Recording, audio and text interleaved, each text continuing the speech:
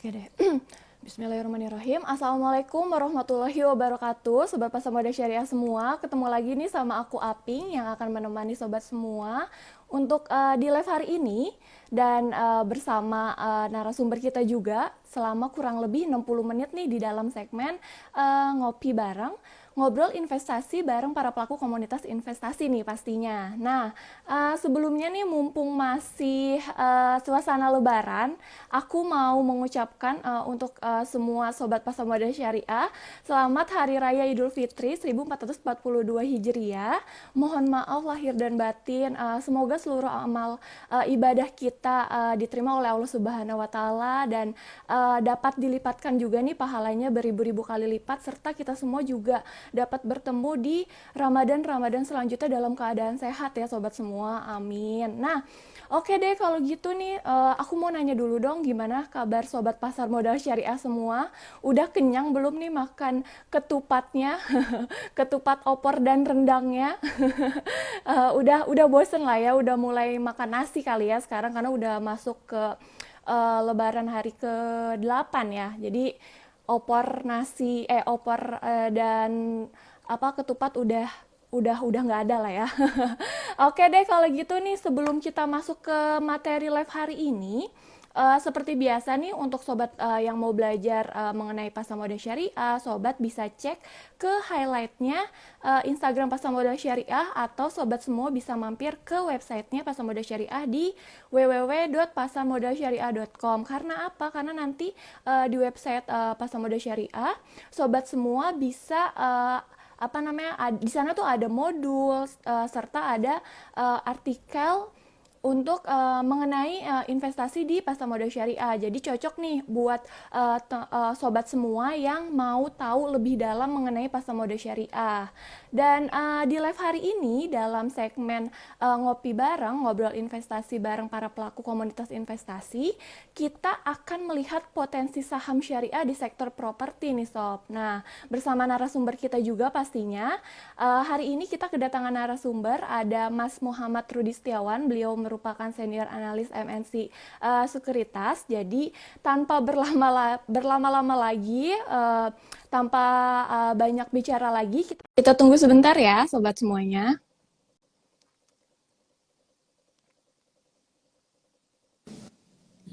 Iya. Assalamualaikum warahmatullahi wabarakatuh Mas Rudi. Waalaikumsalam warahmatullahi wabarakatuh.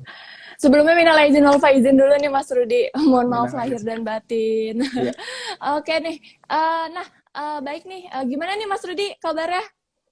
baik, alhamdulillah. Gimana Mbak Aping?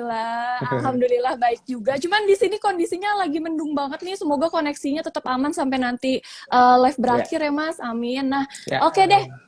Baik nih, sebelum kita masuk ke materi, mungkin Mas Rudi bisa memperkenalkan diri dulu nih ke sobat pasar modal syariah semua yang sedang menonton sore ini nih Mas. Ya, halo semuanya. Assalamualaikum warahmatullahi wabarakatuh.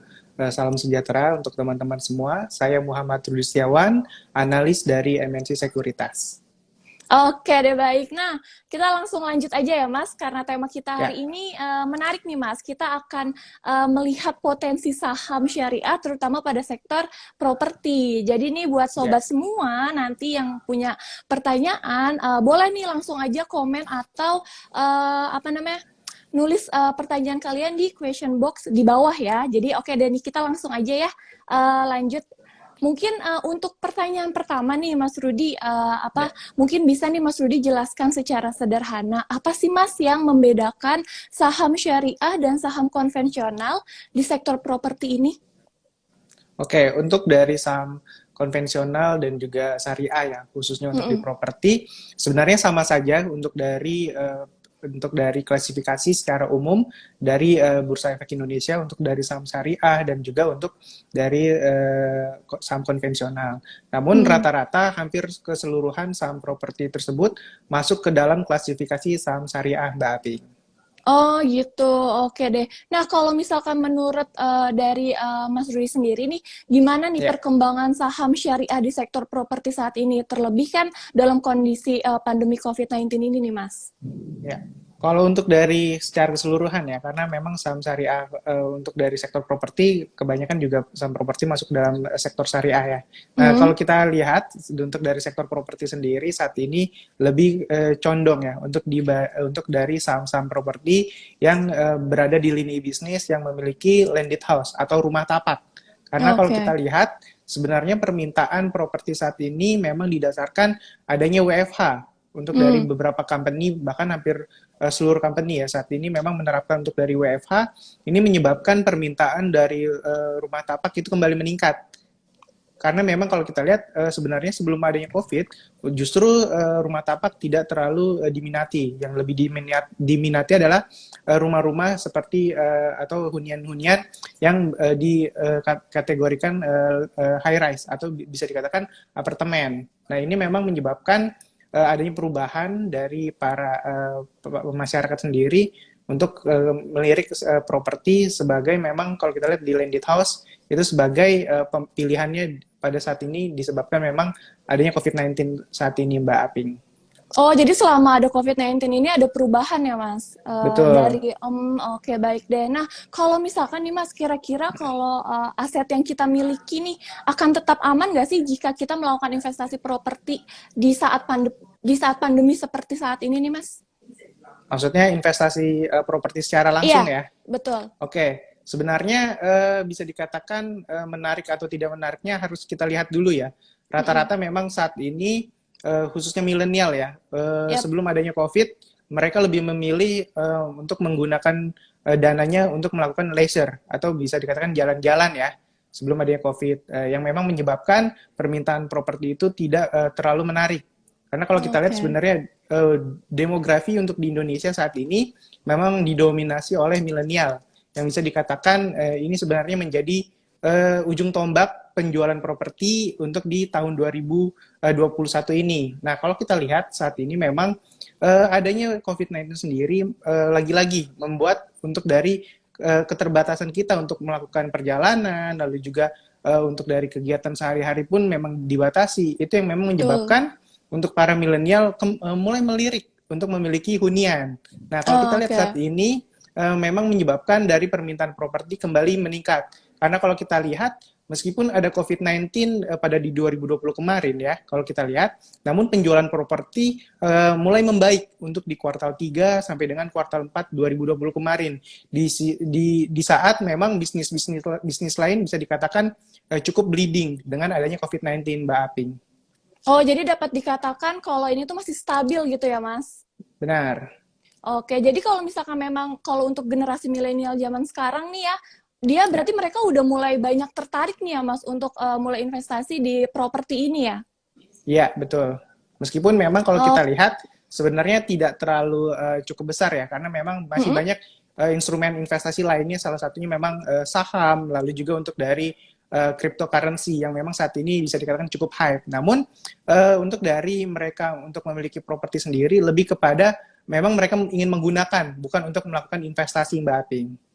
Oh gitu, oke deh baik. Terus nih Mas, kita lanjut ke pertanyaan selanjutnya ya. Bagaimana nih Ya. kebijakan atau faktor yang mempengaruhi sektor properti ini, Mas?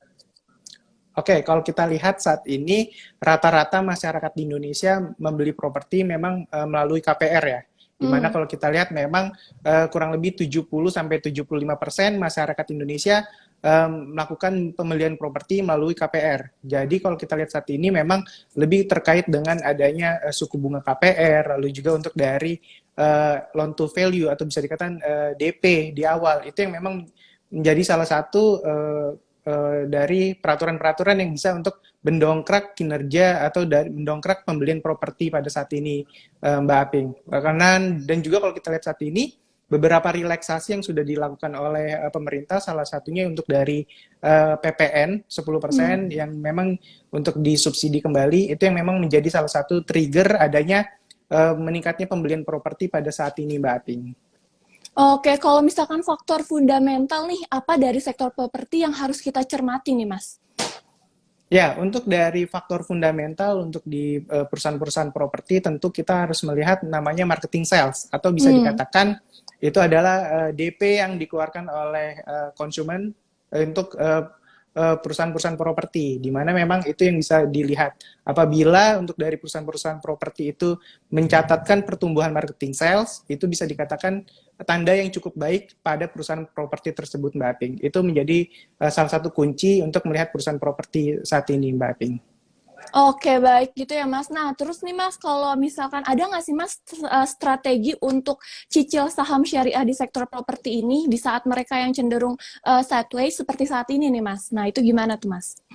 Ya, untuk dari teman-teman sendiri bisa untuk memperhatikan perusahaan-perusahaan properti yang memang memiliki story growth, atau bisa dikatakan lihat dari marketing sales-nya seperti apa, lalu juga perhatikan juga untuk dari PE dan juga PBV rasionya, di mana memang Mhm. kalau kita lihat saat ini untuk dari PE-nya sendiri rata-rata perusahaan properti berada di level 20 kali, sementara untuk dari PBV-nya sendiri berada di level 1,1 kali. Lalu juga perhatikan juga untuk dari liquidity-nya ya, atau bisa dikatakan dari hutangnya, seperti debt to equity ratio-nya bisa dilihat apakah sudah mencapai 1 kali debt to equity ratio atau belum. Jika memang masih di bawah 1 kali, itu bisa juga untuk diperhatikan. Lalu juga kalau kita perhatikan untuk saham properti adalah kita lihat dari sisi kas yang mereka miliki. Karena memang sektor properti cukup terkait erat dengan kepemilikan untuk dari kasnya sendiri. Apa mereka memiliki kas yang cukup bisa dikatakan cukup besar. Karena memang sektor properti ini sangat tergantung dengan kas yang dimiliki oleh perusahaan tersebut, Mbak Aping. Nah, oke deh. Nah, kalau misalkan dengan adanya SWF nih Mas, kenapa saham Ya, sektor properti dan infrastruktur malah sideways cenderung down? Nah, mungkin itu bisa dijelaskan juga tuh Mas, kenapa? oke, untuk dari SWF sendiri, sebenarnya ini lebih terkait dengan sektor-sektor konstruksi. Namun memang tidak Hmm, menutup kemungkinan itu cukup berkaitan dengan saham properti. Karena memang untuk dari SWF sendiri ini lebih kepada mencari investor yang ingin menginvestasikan terhadap aset-aset konstruksi atau aset-aset infrastruktur yang dimiliki oleh pemerintah seperti jalan tol, lalu juga untuk bandara, pelabuhan, itu yang memang diharapkan bisa mendapatkan investor ya, sehingga memang itu akan membuat ekonomi baru yang dimana memang itu akan memberikan dampak terhadap kebutuhan hunian juga meningkat kembali, karena memang ada perputaran ekonomi di sana dengan adanya dana-dana dari SWF. Namun kalau kita lihat memang saat ini bisa dikatakan belum terasa ya efek dari SWF sendiri saat ini, memang dikarenakan pemerintah saat ini masih berupaya terus untuk mendapatkan investor-investor yang mau menginvestasikan dananya ke proyek-proyek infrastruktur yang dimiliki oleh pemerintah pada saat ini, Mbak Aping. oke. Nah, ngomongin soal generasi milenial nih Mas, atau mungkin Ya, untuk investor pemula gitu. Nah, kalau ya. misalkan untuk investor pemula nih mungkin ya yang mau mencoba gitu masuk terjun langsung nih, mending investasi properti atau investasi saham properti Mas? Dan gimana nih perkembangan keduanya? Oke, kalau dikatakan baik atau buruknya, keduanya tetap investasi yang cukup baik. Namun Hmm. untuk bisa dikatakan mending yang mana, itu kita lihat, saya masih merekomendasikan untuk lebih kepada sahamnya terlebih dahulu. Karena kalau kita bisa katakan, untuk dari investasikan kepada sahamnya terlebih dahulu, kita bisa mendapatkan dua dari sisi income, di mana kita bisa mendapatkan dividen dan juga untuk dari capital gain yang dihasilkan dari selisih harga. Nah, kalau dibandingkan untuk dari investasikan langsung terhadap properti, meskipun memang properti juga bisa mendapatkan dari sisi capital gain ya, namun memang tidak bisa seliquid untuk dari sahamnya sendiri. Dimana memang kalau untuk dari sisi sewanya sendiri saat ini rata-rata perusahaan properti yieldnya bisa dikatakan masih cukup rendah di Hmm. 5% per tahunnya, Mbak Aping. Oh, nah kalau misalkan nih Mas, ada nggak sih Mas kayak misalkan kapan sih waktu yang tepat gitu bagi investor untuk mulai melakukan investasi properti ini Mas? Oke, untuk dikatakan kapan ya waktu yang tepat ya, di saat memang bisa dikatakan saat marketnya saat kayak gini, atau bisa Hmm. dikatakan market dalam kecenderungan sideways atau dengan kecenderungan menurun, di mana memang investor bisa untuk melakukan investasi kepada saham-saham salah satunya properti, karena pada saat ini saham-saham properti tetap memiliki story yang cukup baik untuk di tahun 2021 ini, yang kalau kita lihat dari marketing sales-nya itu cukup bertumbuh kurang lebih secara rata-rata di 50% secara year on year pertumbuhan marketing sales-nya. Lalu juga untuk dari kebutuhan hunian cukup tinggi, di mana memang kalau kita lihat untuk dari backlog perumahan sendiri pada tahun 2020 kemarin itu berada di angka 11 juta kebutuhan hunian dengan asumsi per tahunnya itu bertumbuh 1 juta. Jadi memang masih banyak cukup ruang ya untuk dari perusahaan-perusahaan properti terus mencatatkan laba dari penjualan-penjualan properti pada saat ini, Mbak Aping. Oke deh, baik. Nah, sebelum kita lanjut ke pertanyaan selanjutnya nih, aku pengen ngingetin lagi nih, sekali lagi ke Sobat Pasar Modal Syariah semua, kalau misalkan memang ternyata Sobat semua ada pertanyaan, boleh aja nih langsung komen di bawah atau langsung di question box-nya, karena mumpung ada Mas Rudi juga nih hari ini, jadi kita bisa ulik apa sih namanya mengenai investasi di sektor properti ini secara langsung. Jadi, jangan sia-siain deh kalau misalkan kalian ada pertanyaan, langsung aja ditanyain gitu. Oke deh, nih kita lanjut nih ya, Mas. Nah, Ya. kira-kira nih ada nggak sih langkah apa saja nih Mas yang perlu investor pertimbangkan gitu dan lakukan saat ingin berinvestasi di saham syariah sektor properti ini? Oke, untuk dari teman-teman investor sendiri, ya, tetap bisa perhatikan dari memang kalau kita lihat, kenali dulu perusahaan properti tersebut, apakah memang perusahaan properti tersebut memiliki untuk dari mereka membangun perumahan-perumahan tersebut. Karena kalau kita lihat, cukup banyak perusahaan-perusahaan properti yang bisa dikatakan cukup besar di Indonesia, yaitu ada BSDE, lalu ada Ciputra, lalu juga ada Pakuwon dan juga Sumarekon, di mana kita juga bisa melihat ya apakah memang perusahaan tersebut memiliki properti yang bisa dikatakan untuk dijual. Karena kalau kita lihat perusahaan properti sendiri cukup gampang melihatnya apakah bisnis tersebut berjalan atau tidak dari mereka melaunching rumah-rumah baru di tahun tersebut atau tidak. Jika memang perusahaan tersebut melaunching untuk dari hunian-hunian baru, tentu itu bisa dipertimbangkan oleh para teman-teman investor melakukan investasi ke perusahaan properti tersebut, Mbak Aping. Oke deh, baik. Nah, nih Mas, ada yang nanya nih kalau misalkan saham Ya. properti yang dividennya bagus itu yang seperti apa sih Mas?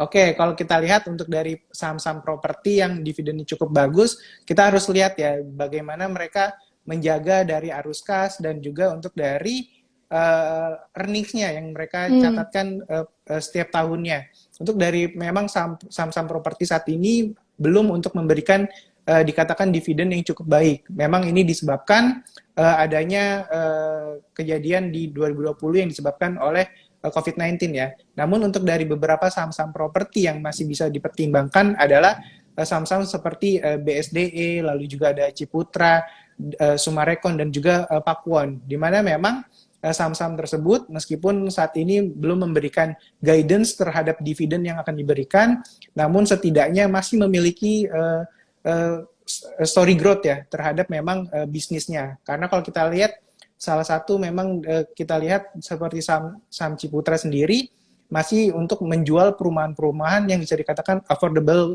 price untuk dari milenial sendiri, di mana memang saat ini milenial adalah tujuan dari para developer menjual untuk dari properti-propertinya pada saat ini, Mbak Apik.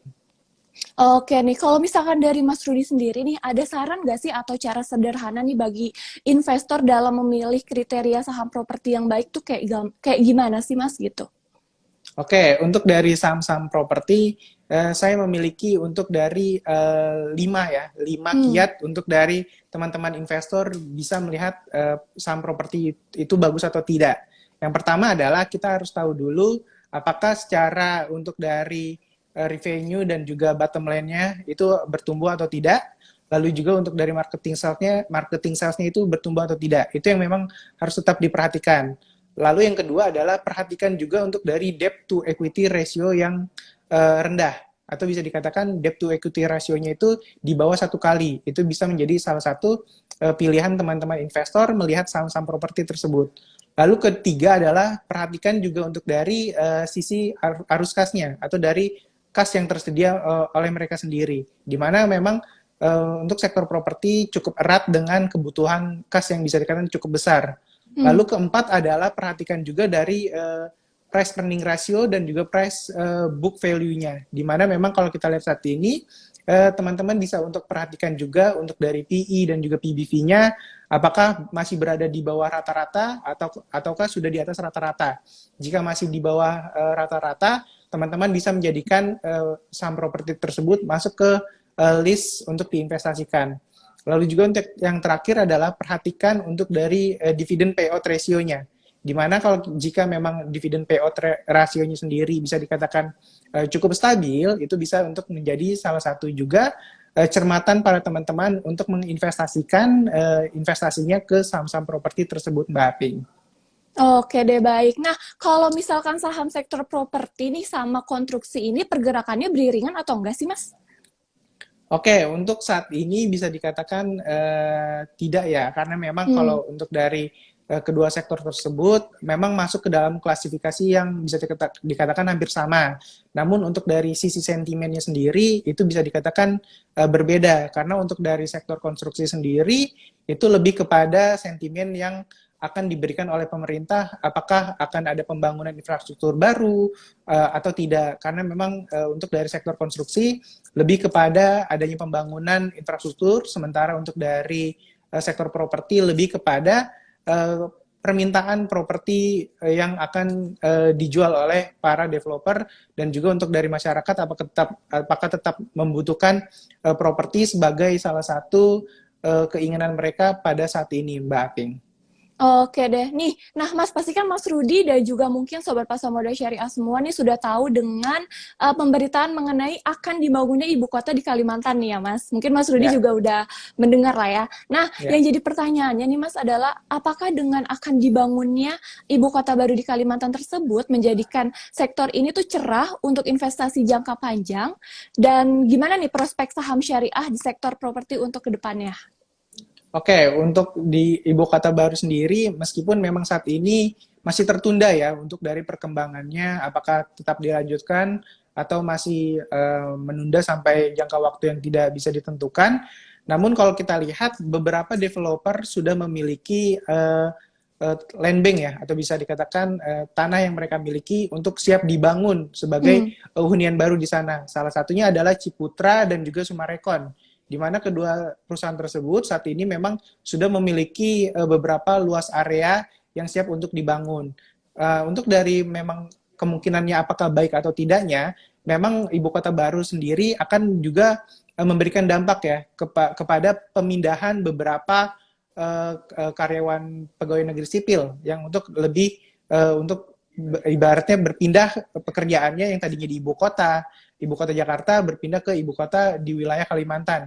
Itu yang memang akan menjadi trigger permintaan properti di sana. Di mana memang kalau kita lihat untuk dari pemberitaan sebelumnya kurang lebih ada 4.000 pegawai negeri sipil yang akan memang berpindah kerjanya sendiri untuk di wilayah Kalimantan. Sehingga memang ini menjadi salah satu perhatian dari para developer. Salah satunya memang Sumarekon dan Ciputra yang memang sudah menyiapkan lahan yang ada di Kalimantan pada saat ini. Nah, untuk dari perkembangan ke depannya saham-saham properti khususnya yang syariah ya, saya masih melihat positif untuk pada saat ini. Karena memang kalau kita lihat saat ini beberapa saham-saham properti terus untuk mencatatkan kinerja yang cukup baik. Salah satunya untuk dari marketing sales-nya sendiri bertumbuh lebih dari 30 sampai 40%, bahkan ada yang sampai 66%. Itu yang memang menjadi salah satu trigger saham-saham properti. Karena memang kalau kita lihat masih terbatasnya ruang gerak dari masyarakat sendiri untuk berpindah-pindah, dan juga untuk dari aktivitas pekerjaan saat ini lebih banyak di rumah. Karena kalau kita lihat saat ini itu yang menyebabkan permintaan hunian yang bertumbuh bisa dikatakan cukup tinggi. Karena kalau kita perhatikan juga untuk di kuartal ketiga dan kuartal 4 di 2020 kemarin, perusahaan-perusahaan properti itu lebih kepada mereka menjual properti yang mereka miliki yang mereka di inventory mereka, atau bisa dikatakan mereka tidak perlu melaunching produk perumahan baru untuk mendapatkan penjualan, namun dengan adanya inventory yang mereka miliki, mereka masih bisa untuk mencatatkan penjualan yang cukup baik pada saat ini, Mbak Aping. Sehingga memang kalau kita lihat, saya merasa ini masih cukup positif di sektor-sektor properti pada saat ini. Jadi prospek untuk kedepannya masih terbilang positif lah ya Mas, di Betul. sektor properti ini gitu ya? Ya, karena memang kalau kita lihat yang tadi saya katakan, untuk dari backlog perumahan sendiri masih di level 11 juta, 10 sampai dengan 11 juta, dengan asumsi per tahunnya itu bertumbuh 1 juta. Jadi itu menjadi salah satu trigger permintaan properti masih akan tetap bertumbuh pada saat ini, Mbak Aping. Oke deh, baik. Nah, kalau misalkan mengenai daya saing nih Mas, kalau misalkan daya saing pada saham syariah di sektor properti di pasar tuh kayak gimana sih Mas? Oke, untuk dari daya saing sendiri saat ini memang bisa dikatakan cukup timpang ya, karena Hmm. memang saat ini perusahaan-perusahaan properti yang masih bisa bertumbuh adalah perusahaan-perusahaan properti yang menjual hunian dibandingkan untuk dari sektor-sektor properti yang menjual untuk dari apa namanya real estate untuk dari uh, tanah untuk yang mereka gunakan uh, komersial seperti memang penjualan lahan untuk dari pembangunan pabrik seperti Delta Mas dan juga untuk dari Bekasi Fajar itu yang memang saat ini mereka bisa dikatakan cukup leading karena memang dengan adanya ekonomi yang masih bisa dikatakan belum bertumbuh signifikan, permintaan untuk dari pembangunan-pembangunan pabrik saat ini yang di Indonesia bisa dikatakan masih cukup minim, Mbak Aping. Oke, berarti kalau misalkan untuk sekarang nih, lebih prospek invest ke sektor properti atau ke konstruksi ya, Mas?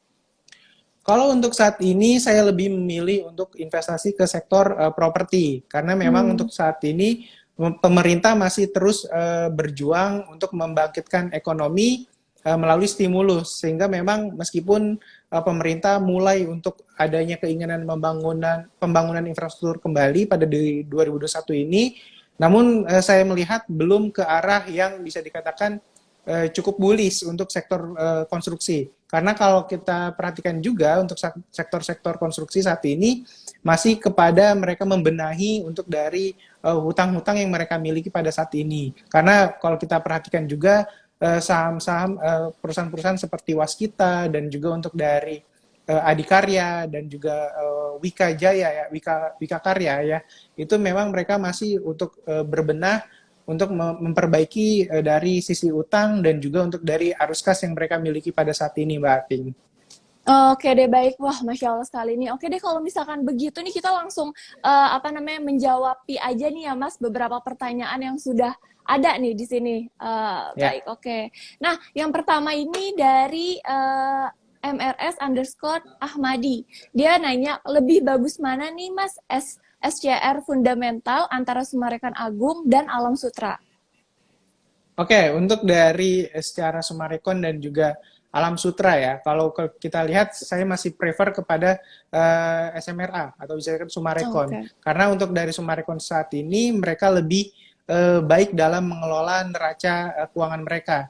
Dimana memang kalau untuk dari Alam Sutra sendiri mereka masih terus memperbaiki untuk dari sisi hutang mereka yang berbasis dolar ya. Sementara untuk Hmm. dari Summarecon sendiri mereka mulai untuk mendapatkan pertumbuhan dari earnings-nya atau dari laba bersih yang mereka hasilkan di 2020 kemarin. Sementara untuk dari Alam Sutra sendiri saat ini masih mengalami negatif untuk dari laba bersihnya atau bisa dikatakan rugi bersih. Jadi saya lebih prefer ke Summarecon di mana mereka juga untuk dari Summarecon berhasil untuk mengembangkan hunian yang ada di wilayah Bogor dan juga Bandung. Bisa dikatakan perumahan-perumahan tersebut oversubscribe karena memang permintaannya masih cukup tinggi di wilayah tersebut, Mbak Aping.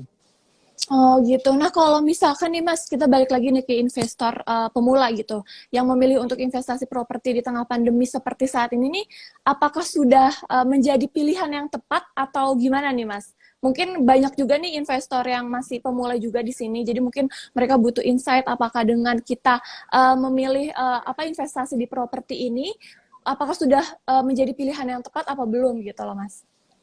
Ini investasi properti secara langsung Iya, ya atau sahamnya? saham. Oh, saham. Oke, untuk Iya. dari saham sendiri saya melihat cukup baik ya. Salah satunya memang properti itu saya masih cukup positif untuk dari sektor properti di tahun ini. Karena balik lagi kebutuhan hunian untuk di Indonesia masih cukup tinggi dan juga adanya COVID-19 menyebabkan permintaan hunian kembali meningkat. Karena kalau kita lihat saat ini yang tadi saya katakan adanya work from home atau WFH itu yang menyebabkan permintaan hunian meningkat dan juga memang aktivitas yang memang bisa dikatakan bisnis juga cukup baik untuk dikerjakan di rumah atau bisa dikatakan tidak ada perbedaan antara bekerja secara langsung di kantor dan di rumah. Jadi itu yang memang menyebabkan permintaan hunian pada saat ini cukup tinggi. Jadi memang itu menjadi salah satu trigger untuk dari para investor bisa untuk memilih sektor properti sebagai investasi saham pada saat ini, Mbak Aping. Oke nih. Nah, kalau misalkan ada nggak sih Mas kriteria saham properti yang fundamentalnya sangat bagus? Ini ada Oke, kalau pertanyaan ya, dari Muhammad Habib. ya untuk dari sektor properti bisa dikatakan untuk jagoan saya adalah di BSDE. Karena kenapa?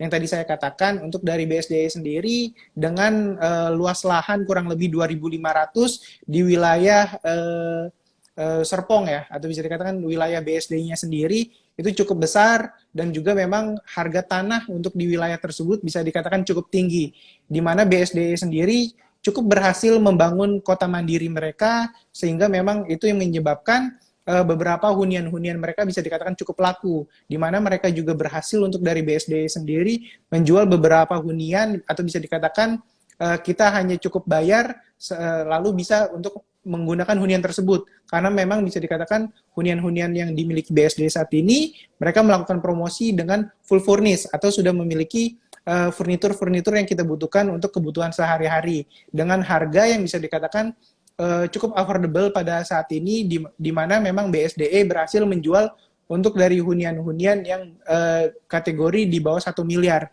Itu yang memang menyebabkan saya memilih saya memilih saham BSDE menjadi salah satu saham properti yang bisa dikatakan unggul. Karena balik lagi saya juga tadi katakan untuk dari sisi arus kas mereka cukup baik, lalu juga untuk dari PI dan PBV dia masih dikatakan cukup rendah dibandingkan dengan rata-rata sektornya, di mana untuk dari BSDE sendiri untuk dari PI-nya masih berada di level 10 kali, dengan rata-rata saat ini properti berada di level 20 kali. Lalu juga untuk dari debt to equity ratio-nya sendiri masih di bawah 1 kali, di mana ini menyebabkan sektor properti khususnya untuk dari BSDE saat ini cukup menarik dibandingkan untuk saham-saham lainnya. Meskipun untuk dari beberapa perusahaan lain masih tetap menarik ya, Aping, seperti dari Ciputra, lalu juga Sumarekon, dan juga Pakuwon, Aping. Oke deh. Nah, kalau misalkan di tahun 2021 ini nih Mas, apakah demand properti sudah naik? Ya, yang tadi saya katakan untuk dari demand properti sendiri terlihat dari marketing sales-nya. Di mana kalau untuk di kuartal 1 di 2021 saat ini, marketing sales itu secara rata-rata perusahaan properti di atas 50%. Nah, ini yang memang bisa dikatakan permintaan properti sudah mulai bisa dikatakan membaik ya. Karena memang yang tadi saya katakan beberapa kebijakan pemerintah sendiri dan juga memang relaksasi dan juga insentif yang diberikan pemerintah itu menyebabkan permintaan properti kembali meningkat pada 2021 ini, Mbak Ating.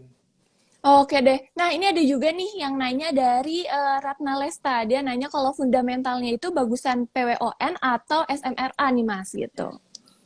Oke, untuk dari fundamental keduanya cukup baik ya. Namun kita harus juga melihat untuk dari rencana dari kedua perusahaan tersebut.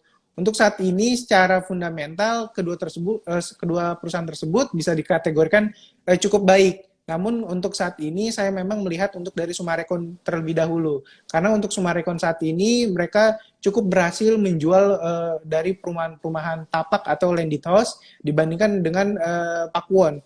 Karena untuk dari Pakuwon sendiri memang mereka untuk fokus ke sektor atau menjual hunian-hunian yang masuk ke dalam kategori high rise atau apartemen-apartemen yang memang bisa dikatakan saat ini harganya sudah masuk harga yang cukup tinggi dibandingkan untuk dari hunian-hunian rumah tapak, sehingga memang saya saat ini lebih memilih untuk Sumarekon dibandingkan Pakuwon, Mbak Aping.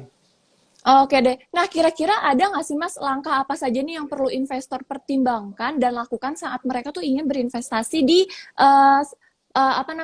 saham syariah properti ini nih Mas?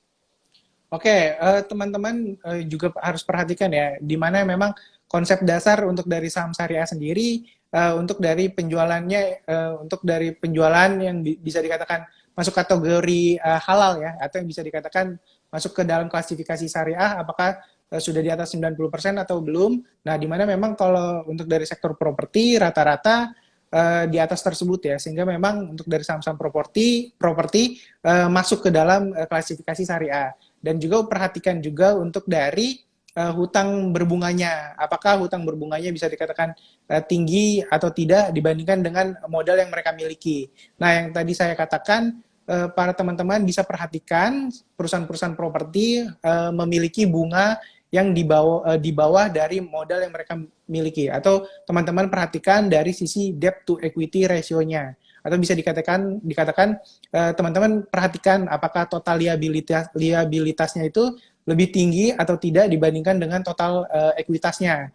Apabila total liabilitasnya lebih tinggi dibandingkan total ekuitasnya, teman-teman bisa pilih saham lain yang memiliki total liabilitasnya di bawah dari total ekuitasnya pada saat ini, Mbak Aping. Oke deh, baik. Nah, ini ada yang nanya juga nih, kalau misalkan saham properti itu blue chips apa aja ya, Mas? Gitu. Oke, untuk dari saham-saham blue chip, untuk dari sektor properti ada beberapa ya. Salah satunya untuk dari Sumarekon, lalu juga ada BSDE, lalu juga ada Pakuwon, dan juga Ciputra. Saya rasa untuk dari 4 perusahaan tersebut masuk ke dalam klasifikasi perusahaan properti yang masuk blue chip, Mbak Ping, pada saat ini. Oke deh. Nah, ini ada juga nih pertanyaan dari Arif Hariwi. Kalau dibandingkan dengan sektor otomotif, gimana nih, Mas? Nah, mungkin bisa dijelaskan nih. Oke, untuk dari sektor otomotif dan juga sektor properti, memang kedua sektor tersebut mendapatkan insentif dari pemerintah ya. Kalau untuk dari otomotif sendiri, adanya pengurangan dari PPNBM menyebabkan adanya diskon dari harga-harga kendaraan yang di bawah 1.500 cc itu adanya pertumbuhan penjualannya. Namun kalau untuk dari sektor properti, dengan adanya insentif pemberian pembebasan PPN 10% ya, itu juga menjadi pilihan yang cukup tepat dari pemerintah untuk memberikan insentif terhadap sektor properti. Karena kalau kita lihat kedua sektor tersebut saat ini bisa dikatakan kedua sektor yang bertumbuh di tengah memang ekonomi yang masih terus berjuang efek dari pandemi. Karena kalau kita lihat penjualan mobil, motor, dan juga penjualan perumahan pada pertumbuhan pada secara man on man ya, itu masih terus mengalami pertumbuhan, Mbak Aping. Jadi kedua sektor tersebut bisa dikatakan sama baiknya pada saat ini. Oke, karena memang sama-sama stabil ya, Mas. Nah, Betul. kalau misalkan nih ada lagi pertanyaan dari Andri Wicaksono, faktor apa yang perlu diperhatikan dalam memilih saham sektor properti? Apa sama aja peer, PBV, dirnya saja, dia bilang kayak gitu. Nah, itu gimana? Ya, karena memang perusahaan properti cukup terkait dengan kebutuhan pendanaan ya. Jadi teman-teman tetap harus perhatikan dari debt to equity ratio-nya dan juga dari PE ratio-nya. Karena memang kedua rasio tersebut bisa dikatakan itu menjadi salah satu rasio yang tetap diperhatikan oleh para investor untuk memilih saham-saham untuk debt properti ya, masuk ke dalam saham-saham yang bisa dikatakan cukup murah dibandingkan perusahaan lainnya. Karena kalau kita lihat saat ini, untuk dari saham-saham properti, PE-nya sendiri rata-rata berada di level 20 kali. Untuk dari debt to equity ratio-nya sendiri, saat ini berada di level satu kali sampai dengan 1,5 kali dari debt to equity ratio-nya, Mbak Aping. Oke, kalau misalkan apakah sektor properti ini tuh cenderung turun dalam setiap bulan Mei, Oktober dalam beberapa tahun terakhir ini, Mas? Oke, untuk dari sektor properti sendiri saat ini memang lebih mengikuti benchmark ya, yang dimana kalau kita lihat IISG juga mengalami penurunan, jadi wajar untuk dari sektor propertinya itu mengalami penurunan pada harga sahamnya. Nah, kalau kita lihat sebenarnya apabila kalau kita memilih saham-saham properti sendiri, kita harus lihat juga dari memang kemampuan mereka untuk melanjutkan dari bisnisnya. Karena kalau kita katakan tadi di awal adalah story growth yang mereka bentuk untuk adanya memberikan kepercayaan ke para investor untuk mereka melakukan investasi ke saham mereka. Karena mereka saat ini terus berjuang untuk dapat menjual hunian-hunian yang mereka miliki, salah satunya seperti BSDE ya, yang dimana terus mengikuti keinginan konsumen atau mengikuti keinginan masyarakat terhadap harga yang diinginkan seperti apa, lalu juga jenis hunian seperti apa yang mereka inginkan, itu terus dioptimalkan oleh BSDE untuk meningkatkan performa keuangan mereka pada saat ini, Mbak Aping.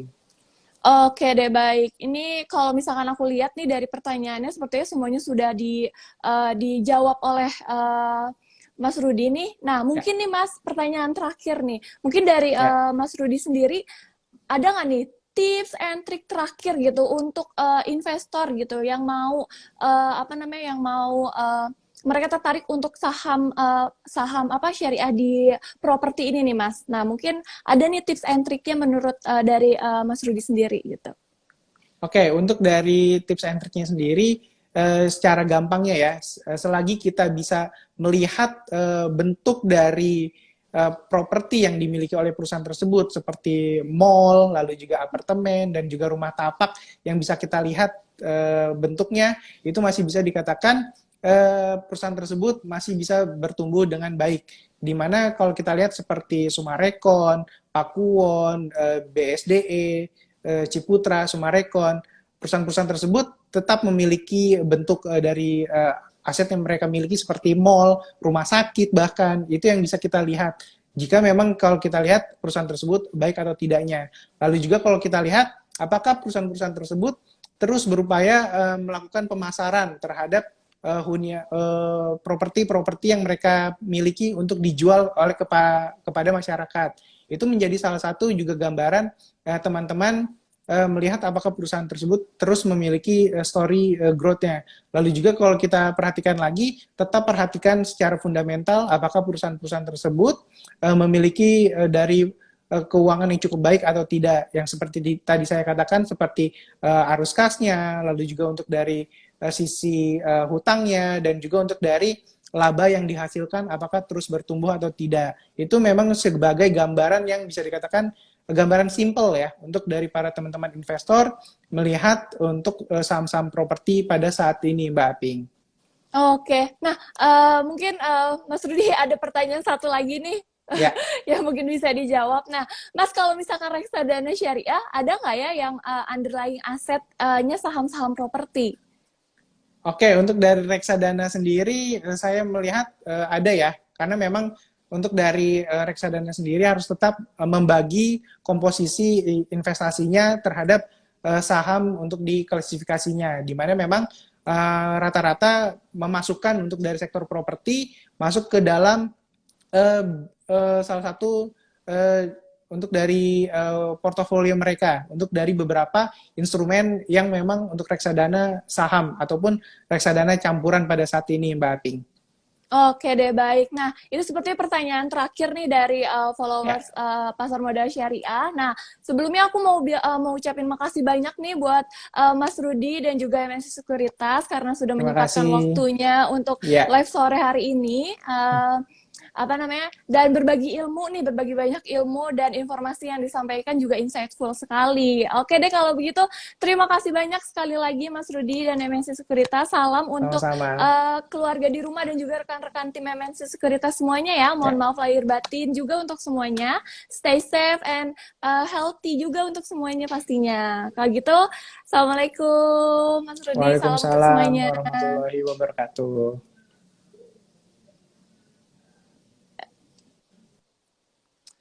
Nah, terima kasih banyak juga nih untuk Sobat Pasar Modal Syariah semuanya yang sudah menonton live sore hari ini di segmen Ngopi, Ngobrol bareng Pasar Modal Syariah hari ini. Jangan lupa juga nih untuk Sobat semua, pantengin terus setiap hari Jumat, pokoknya di jam 4 sampai jam 5, karena segmen Ngopi ini akan selalu ada di setiap hari Jumat. Jadi, buat Sobat semua nih yang sore-sorenya bingung mau ngapain, boleh aja langsung cari di Instagram Pasar Modal Syariah, terus tinggal pantengin aja live-nya di setiap jam 4 dan sampai jam 5 sore. Oke deh kalau begitu, Aku Aping, izin pamit semuanya.